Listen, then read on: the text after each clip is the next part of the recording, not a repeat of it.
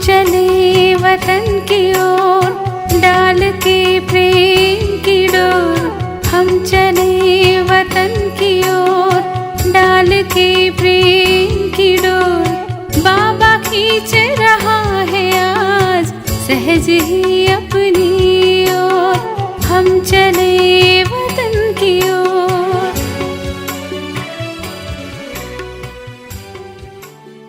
ஓம் சாந்தி. 9/2/1975 பாகம் 1. அவ்யக்த பாப்தாதா மதுபன். ஆன்மீக சக்திகள் மூலமாக உலக மாற்றம் ஏற்படுவது எப்படி? தன்னை அசரீரி ஆத்மா என்று அனுபவம் செய்கிறீர்களா? இந்த உடல் மூலமாக என்ன விரும்புகிறீர்களோ அதே காரியத்தை செய்விக்கக்கூடிய சக்திசாலியான ஆத்மா நீங்கள் என்று அப்படி அனுபவம் செய்கிறீர்களா? நீங்கள் இந்த உடலின் அதிபதி, கர்மேந்திரியங்கள் மூலமாக காரியம் செய்விப்பவர். இந்த கர்மேந்திரியங்களிலிருந்து எப்பொழுது விரும்புகிறீர்களோ அப்பொழுது விலகிய சொரூபத்தின் நிலையின் நிலைத்திருக்க முடியுமா? அதாவது ராஜயோகத்தின் சித்தியான கர்மேந்திரியங்களின் ராஜா ஆவதற்கான சக்தியை பிராப்தி செய்திருக்கிறீர்களா? ராஜா மற்றும் எஜமானன் ஒருபொழுதும் கர்மேந்திரியங்களின் வசமாக முடியாது. வசமாகுபவர்களை எஜமானன் என்று கூறுவதில்லை. உலகின் எஜமானனின் குழந்தையாக இருக்கும் காரணத்தினால் எப்பொழுது தந்தை உலகின் எஜமானனாக இருக்கிறார் மற்றும் குழந்தைகள் தன்னுடைய கர்மேந்திரியங்களின் எஜமானனாக இல்லை என்றால் என்னவென்று கூறுவது? எஜமானனின் குழந்தை என்று கூறலாமா? பெயரோ மாஸ்டர் சர்வசக்திவான். மேலும் தான் எஜமானன் என்று புரிந்து கொண்டு நடந்து கொள்ள முடியவில்லை என்றால் மாஸ்டர் சர்வசக்திவானாக ஆனாரா என்ன? நான் மாஸ்டர் சர்வசக்திவான் ஆவேன், இதுவோ உறுதியாக நிச்சயம் இருக்கிறது இல்லையா? அல்லது இந்த நிச்சயம் கூட இப்பொழுதுதான் ஏற்பட்டு கொண்டே இருக்கிறதா? நிச்சயத்தில் அதிகம் குறைவு என்ற சதவிகிதம் இருக்குமா என்ன? தந்தையின் குழந்தையாகவோ இருக்கவே இருக்கிறீர்கள் அல்லவா? 90% இருக்கிறேன் மற்றும் 10% இல்லை என்று அப்படியா இருக்கும்? அந்த மாதிரியான குழந்தையை எப்பொழுதாவது பார்த்திருக்கிறீர்களா? நிச்சயம் என்றால் 100% நிச்சயம். அந்த மாதிரி 100% நிச்சய புத்தி உள்ள குழந்தைகளின் முதல் அடையாளமாக என்ன இருக்கும்? நிச்சய புத்தியின் முதல் அடையாளம் வெற்றி. நிச்சய புத்தி உள்ளவர் வெற்றியடைவார் என்ற பழமொழியும் இருக்கிறது. வெற்றி எப்படி கிடைக்கும்? நிச்சயத்தினால்.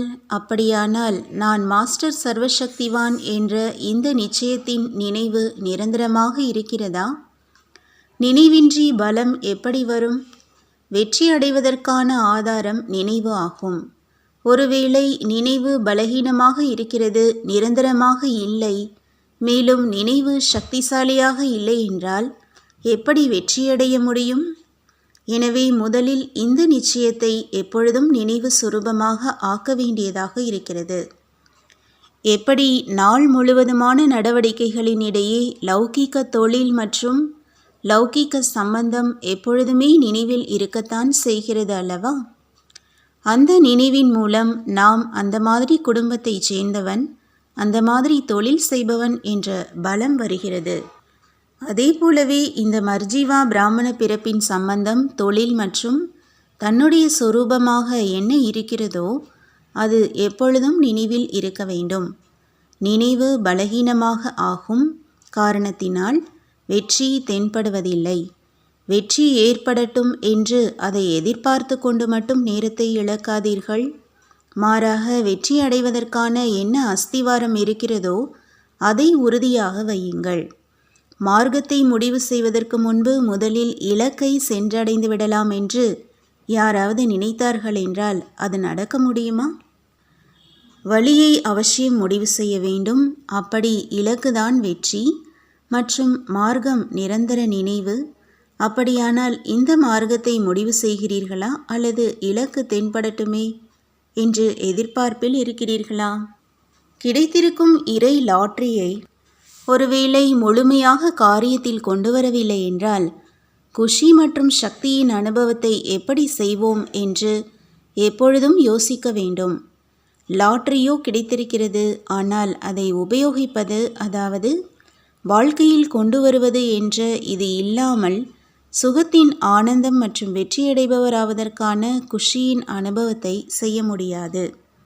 அனுபவியாக ஆக வேண்டும், இல்லையா?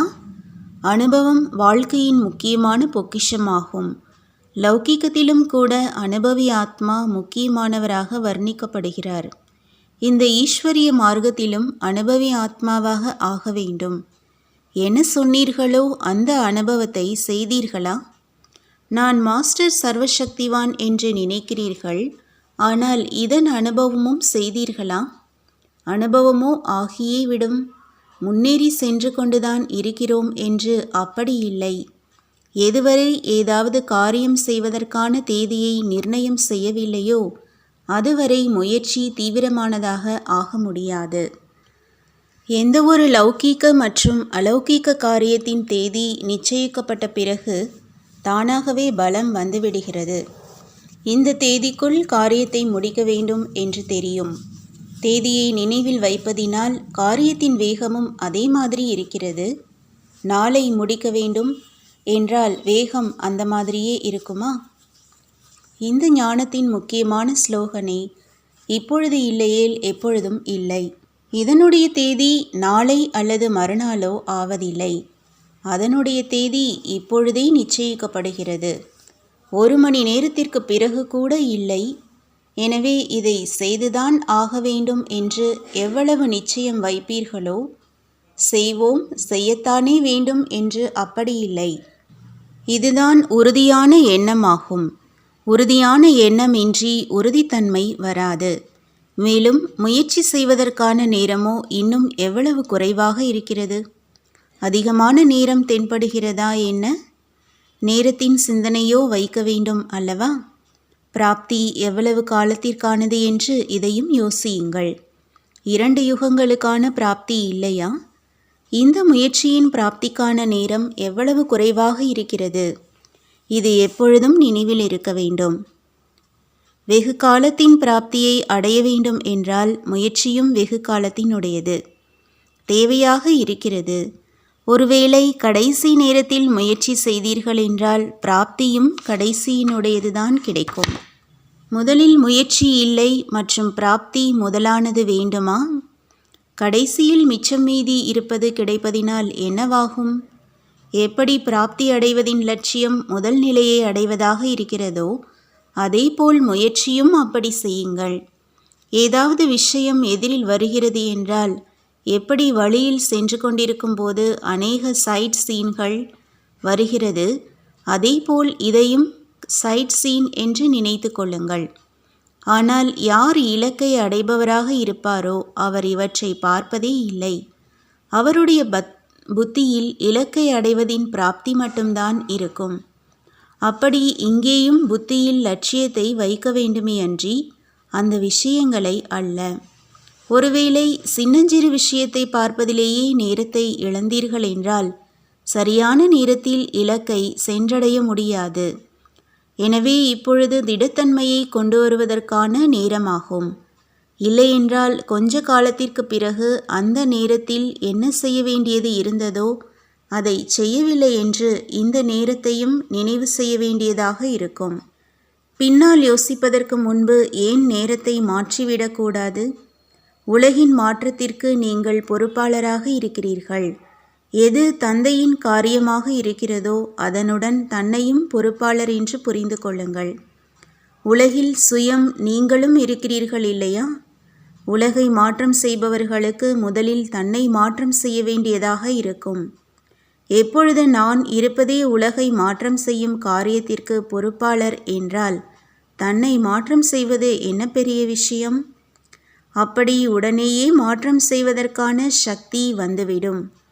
எப்படியாகும், என்னவாகும், ஆகுமா அல்லது ஆகாதா என்ற இந்த கேள்விகள் எழாது. அடுத்த விஷயம், இந்த உலக மாற்றத்தின் காரியத்தை எத்தனை முறை செய்திருக்கிறேன் என்பதை நினைவில் வைத்து கொள்ளுங்கள். எண்ண முடியாத தடவைகள் செய்திருக்கிறேன் என்ற இதுவோ உறுதியாக இருக்கிறது அல்லவா? தந்தையுடன் சேர்ந்து நானும் அநேக முறை பொறுப்பாளராக ஆகியிருக்கிறேன். அநேக முறை செய்திருக்கும் விஷயமாக இருக்கிறது என்றால் அது கடினமாக அனுபவமாகுமா என்ன? மிக பழைய விஷயத்தை கருவியாகி மட்டும் செய்ததை மீண்டும் அதேபோல் செய்து கொண்டிருக்கிறீர்கள். செய்ததை மீண்டும் அதேபோல் செய்வது சுலபமாக இருக்குமா அல்லது கடினமா? அப்படி இதுவும் நினைவில் இருக்க வேண்டும். ஏதாவது கொஞ்சமாவது கடினமான எண்ணம் வருகிறது என்றால் இந்த தைரியத்தின் விஷயத்தை நினைவில் வைத்து கொள்ளுங்கள். அநேக முறை செய்த விஷயத்தின் நினைவு மீண்டும் வருவதினால் சக்தி வந்துவிடும். நான் தந்தைக்கு சமமாக சக்திகளின் சொரூபத்தை காண்பிக்கக்கூடியவன், அதாவது சக்தி சொரூபமானவன் என்ற இந்த வரதானத்தை எப்பொழுதும் நினைவில் வைக்க வேண்டும். சம்பந்தம் இருப்பதினால் இதுவரை வந்தடைய முடியும். ஆனால் இப்பொழுது தந்தையின் அன்பு, தந்தையின் காரியத்தின் மேல் அன்பு, மேலும் தந்தையின் ஞானத்தின் மேல் அன்பு என்ற இந்த மூன்றின் சமநிலை வையுங்கள். இப்பொழுது சமநிலையில் தந்தையின் அன்பு அதிகமாக இருக்கிறது. மீதமுள்ள 2 பக்கமும் குறைவாக இருக்கிறது. ஞானத்தின் மூலம் சக்தி ஏற்படும். ஒவ்வொரு மகா வாக்கியமும் பல கோடி மடங்கு செல்வந்தன் ஆக்கக்கூடியது. இந்த அளவு மகத்துவத்தை வைத்து கொண்டே அந்த மகா வாக்கியங்களை தாரணை செய்தீர்கள் என்றால் மகத்துவத்தின் மேல் அன்பு ஏற்படும். எதுவரை மகத்துவத்தை தெரிந்திருக்கவில்லையோ அதுவரை அன்பு ஏற்படுவதில்லை. மகத்துவத்தை தெரிந்தீர்கள் என்றால் அன்பு இயல்பாகவே இருக்கும். நிச்சய புத்தியுள்ள வெற்றி அடைபவர்களாக இருக்கிறீர்களா? ஆன்மீக ஜென்மம் கிடைத்தது, நான் தந்தையின் குழந்தையாவேன் என்ற நிச்சய புத்தி ஏற்பட்டது. அப்படி தந்தையின் ஆஸ்திதான் வெற்றியாகும். மாஸ்டர் சர்வசக்திவானின் ஆஸ்தியாக என்ன இருக்கும்? சக்திகள். அப்படி குழந்தையாவது என்றால் வெற்றியடைபவர் ஆவது. வெற்றியின் திலகம் இயல்பாகவே இடப்பட்டு விடுகிறது. இடவேண்டிய அவசியம் இல்லை. மேலும் அது அழியாதது. அதிகாரியாக ஆகிவிட்டீர்கள் இல்லையா? அன்பிற்குரியவராக மற்றும் சகயோகி ஆவதற்கான அதிர்ஷ்டம் நன்றாக இருக்கிறது. முழு பரிவாரமும் ஒற்றுமையாகிவிட்டது என்றால் இதுவும் அதிர்ஷ்டத்தின் அடையாளம் ஆகும். பரிவாரத்தில் இருக்கும் அனைவரும் முயற்சி செய்யும் பந்தயத்தில் ஒருவர் இன்னொருவருக்கு முன்பு செல்வதற்கான முழு ஈடுபாட்டில் ஈடுபட்டு கொண்டிருக்கிறார்கள். தைரியம் வைப்பதினால் உதவி தானாகவே பிராப்தி ஆகிறது. அகமதாபாத்தைச் சேர்ந்த வீரச்சந்த் குடும்பத்தினரை பார்த்து, இது பற்றுதலை வென்ற பரிவாரம் ஆகும். இந்த மாதிரி பற்றுதலை வென்ற குடும்பம் எத்தனை உருவாகி இருக்கிறது. உயர்ந்த லட்சியத்தை வைத்திருக்கிறார்கள். இப்பொழுது அந்த மாதிரி பரிவாரங்களின் பூச்செண்டை தயார் செய்யுங்கள். ஒருவேளை இந்த மாதிரியான பரிவாரம் 10-11 உருவாகிவிட்டன என்றால் அகமதாபாத்தின் எண் முன்னுக்கு சென்றுவிடும். குஜராத்திற்கு குடும்பங்களை நடத்துவதற்கான வரதானம் நாடகப்படி கிடைத்திருக்கிறது. ஆனால் பற்றுதலை வென்ற குடும்பம், மேலும் அனைவரும் ஒரே ஈடுபாட்டில் உயர்ந்த முயற்சி செய்வதின் வரிசையில் இருக்கட்டும். அந்த மாதிரியான பூச்செண்டை தயாரியுங்கள். நல்லது. ஓம் சாந்தி. வாணியின் தலைப்பு: அபகாரத்தை உபகாரமாக மாற்றம் செய்யுங்கள். யாராவது தன்னுடைய சம்ஸ்காரம் அல்லது சுபாவத்தின் காரணமாக உங்கள் எதிரில் பரீட்சையின் ரூபத்தில் வருகிறார். ஆனால் நீங்கள் ஒரு நொடியில் தன்னுடைய உயர்ந்த சம்ஸ்காரம், ஒருவரின் நினைவின் மூலம் அந்த மாதிரியான ஆத்மாவிற்காகவும் இரக்க மனதின் சம்ஸ்காரம் மற்றும் சுபாவத்தை தாரணை செய்யுங்கள். இதுதான் உபகாரம் செய்வது. யாருக்கு உங்கள் மேல் நல் உணர்வு இருக்கிறதோ அவருக்காக நீங்களும் நல்வுணர்வு வைக்கிறீர்கள். உபகாரம் செய்பவர்கள் மேல் உபகாரம் செய்கிறீர்கள். இது ஒன்றும் பெரிய விஷயம் இல்லை. ஆனால் யாராவது உங்களை அடிக்கடி கீழே விழ செய்வதற்கு முயற்சி செய்கிறார், உங்களுடைய மனநிலையை மேலே கீழே போக செய்கிறார் என்றால் நீங்கள் ஒரு நொடியில் அபகாரத்தை உபகாரத்தில் பரிவர்த்தனை செய்துவிடுங்கள். அப்பொழுது அதை அதிசயம் என்று கூறுவோம். யாராவது தேக உணர்வின் பார்வையுடன் உங்கள் எதிரில் வருகிறார் என்றால் நீங்கள் ஒரு நொடியில் அவருடைய பார்வையை ஆத்மீக பார்வையில் மாற்றம் செய்துவிடுங்கள்.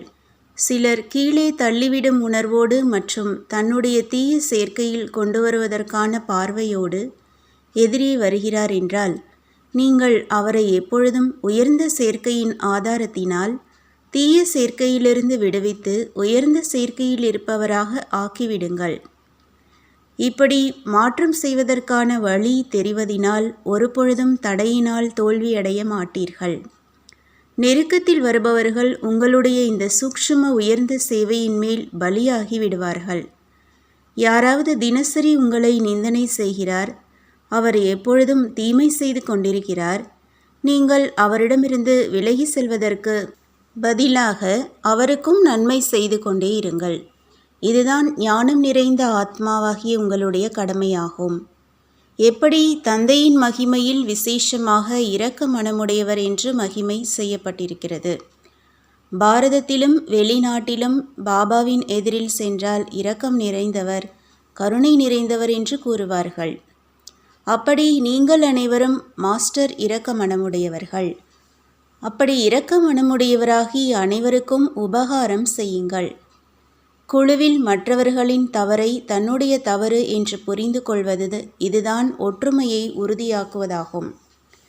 எப்பொழுது ஒருவர் இன்னொருவர் மேல் நம்பிக்கை இருக்கிறதோ அப்பொழுது இது நடக்கும். இதில் உள்ளடக்கும் சக்தியும் அவசியம் தேவையாக இருக்கிறது. பார்த்தீர்கள் மற்றும் கேட்டீர்கள், அதை முற்றிலும் உள்ளடக்கி அதே ஆத்மீக பார்வை மற்றும் நன்மை நிறைந்த மற்றும் ஒவ்வொருவருக்காகவும் இரக்க பாவனை இருக்கட்டும். அப்பொழுதுதான் சக்திசாலியான ஒற்றுமையான குழு தயாராகும். அந்த மாதிரியான ஒற்றுமையில் வெற்றி ஏற்படும். இப்பொழுது நீங்கள் வெற்றியை வரவழைக்கிறீர்கள், ஆனால் பின்பு உங்கள் எதிரில் வெற்றி அதுவே தலைவணங்கும். மிகவும் பாவ ஆத்மா, மிகவும் அபகாரி ஆத்மா, கொக்கு போன்றவர் மீதும் கூட வெறுப்பு இருக்க வேண்டாம். மரியாதை அளிக்காதவராகவும் ஆக வேண்டாம். ஆனால் உலகிற்கு நன்மை செய்பவர் என்ற நிலையில் நிலைத்திருந்து இரக்க மனமுடையவராகி கருணையின் பாவனை வைத்துக்கொண்டே சேவையின் சம்பந்தம் என்று புரிந்து சேவை செய்யுங்கள்.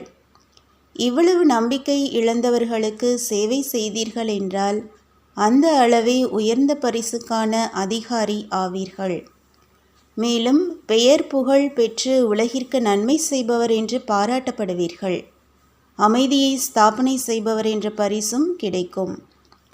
யோகி வாழ்க்கையின் உயர்ந்த லட்சியத்தை பிராப்தி செய்யக்கூடிய ஆத்மா இகழ்ச்சியை புகழ்ச்சியில், நிந்தனையை பாராட்டுதலில், எட்டி உதைப்பதை மரியாதையாக, அவமானத்தை சுய அபிமானமாக, அபகாரத்தை உபகாரமாக மாற்றம் செய்து பாபாவுக்கு சமமாக எப்பொழுதும் வெற்றியடையும் அஷ்ட ரத்தினங்கள் பக்தர்களின் இஷ்டமானவர்களாகி விடுகிறார்கள். வரதானம்: பாக்கியத்தை உருவாக்கும் தந்தை மூலமாக கிடைத்திருக்கும் பாக்கியத்தை அனைவருக்கும் கொடுக்கக்கூடிய மற்றும் அதிகரிக்கக்கூடிய அதிர்ஷ்டம் நிறைந்தவர் ஆகுங்கள். பாக்கியத்தை உருவாக்கும் பாபா என்னை தன்னுடைய குழந்தையாக ஆக்கிவிட்டார் என்ற இதுதான் அனைத்தையும் விட மிகப்பெரிய அதிர்ஷ்டமாகும். பகவானின் ஒரு நொடியின் பார்வை என்மேல் பட்டுவிடட்டும் என்று உலகத்தினர் துடிக்கிறார்கள். ஆனால் நீங்களோ எப்பொழுதும் கண்களிலேயே அடங்கி இருக்கிறீர்கள். இதைத்தான் அதிர்ஷ்டம் நிறைந்தவர் என்று கூறுவது. பாக்கியம் உங்களுடைய ஆஸ்தி ஆகும். முழு கல்பத்தில் அந்த மாதிரியான பாக்கியம் இப்பொழுதுதான் கிடைக்கிறது. எனவே பாக்கியத்தை அதிகரித்து கொண்டே செல்லுங்கள். அதிகரிப்பதற்கான சாதனம் அனைவருக்கும் கொடுப்பது. எவ்வளவு மற்றவர்களுக்கு கொடுப்பீர்களோ, அதாவது பாக்கியவானாக ஆக்குவீர்களோ, அதே அளவு பாக்கியம் அதிகரித்து கொண்டே இருக்கும். ஸ்லோகன்: தடையற்ற மேலும் ஒரே சீரான ரசனையின் அனுபவம் செய்ய வேண்டுமென்றால் ஒருமுகப்படுத்தும் பயிற்சியை அதிகரியுங்கள். ஓம் சாந்தி. तो बच्चों को तो सर्विस करनी है. जो बाबा कहते हैं सबको ये बताओ कि देखो तुम्हारा एम एंड ऑब्जेक्ट ये है, एक गीता है बढ़िया, ये राजयोग है ना बच्चे। कैसे है राजयोग? बिल्कुल सहज है कि बाप को याद करो तो ये वैसा मिलेगा तुमको।